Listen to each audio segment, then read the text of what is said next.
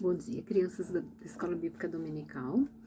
Estamos aqui hoje para mais uma lição, nossa lição de número 4, do terceiro trimestre de 2020, onde estamos estudando os amigos de Deus no Novo Testamento. E a nossa lição hoje vai nos falar do o amigo que andou sobre as águas. E o nosso versículo, o Senhor está comigo e eu não tenho medo. Salmo 118, 6.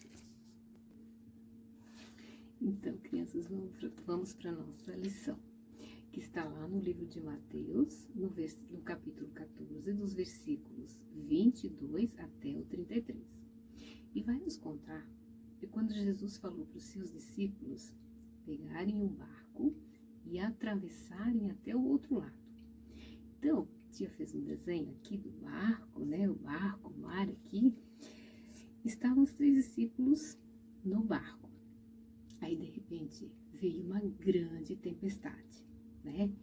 Jesus despediu a multidão, foi orar, e aí o barco já estava longe, lá no meio do mar. E, de repente, veio uma tempestade muito forte. Ventos fortes, ondas altas, e os discípulos ficaram com medo, muito medo. Então, de repente, eles avistaram alguém vindo, caminhando sobre o mar.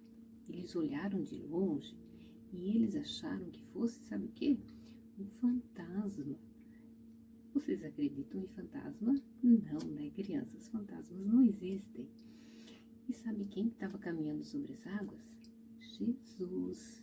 Jesus estava ali, caminhando sobre as águas.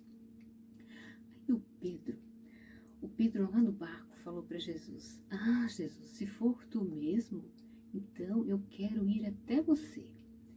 Aí Jesus falou para ele: "Então venha, Pedro." Aí o Pedro desceu do barco e foi caminhando corajosamente ele foi andando sobre as águas. Ele foi para chegar perto de Jesus. Só que, de repente, ele, ao invés de ficar olhando para Jesus, ele olhou para baixo, olhou para a água. E aí ele ficou com muito medo. E sabe o que aconteceu? O Pedro foi afundando. Isso mesmo, ele foi afundando, olha só. Então, Jesus chegou perto dele. Jesus chegou pertinho de Pedro e falou para Pedro: "Me dá a tua mão que eu vou te ajudar." Então, Jesus ajudou Pedro e os dois foram para o barco.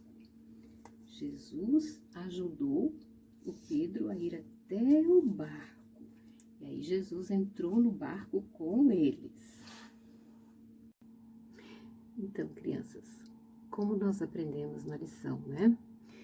Vocês lembram enquanto Pedro olhava para Jesus, ele caminhava sobre as águas.